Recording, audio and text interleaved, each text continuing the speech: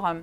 Alors aujourd'hui, j'ai le plaisir de pouvoir vous présenter l'année 2017 vue par le groupe Insuffisance Cardiaque. Je suis Emmanuelle Berthelot de l'hôpital Bicêtre et on est avec Thibaut Damy, président du groupe Insuffisance Cardiaque, GIC. Bonjour Emmanuel, cette année en fait clairement c'est l'insuffisance cardiaque qui est la thématique phare en fait en France. Alors pourquoi?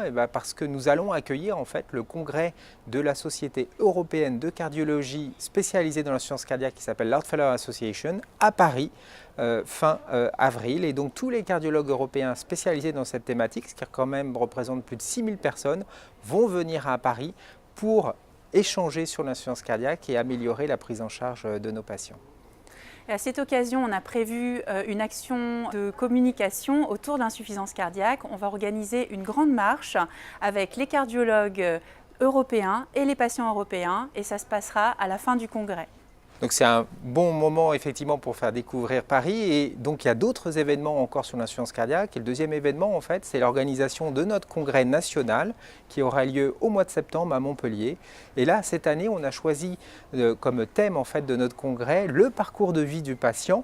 Parcours de vie en fait parce qu'on pense qu'il faut remettre le patient en fait et situer le patient au centre en fait de nos activités, ce qui va nous permettre également bien sûr d'inviter tous nos collègues hospitaliers mais également libéraux, gériatres et médecins internistes qui ont des patients insuffisants cardiaques et de s'ouvrir au maximum afin de pouvoir échanger et d'améliorer notre prise en charge de nos patients insuffisants cardiaques. Donc le GIC va développer de nombreuses actions en 2017. Et notamment sur le plan numérique, on est en train de créer un site internet qui sera dédié à tous les professionnels médecins, qu'ils soient cardiologues, gériatres, internistes, pour aider à la prise en charge des patients insuffisants cardiaques avec des contenus variés, des applications pour la prise en charge de l'insuffisance cardiaque, et nous serons dorénavant présents sur Facebook et sur Twitter.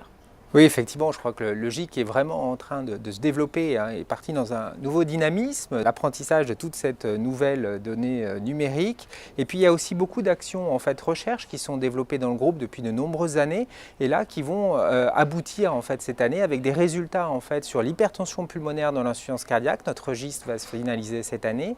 Le registre sur l'Observatoire français de l'insuffisance cardiaque sur le sel, qui est un registre unique dans le monde, qui va également et qui est en cours et dont on espère avoir les résultats et qu'on pourra montrer les résultats à Montpellier.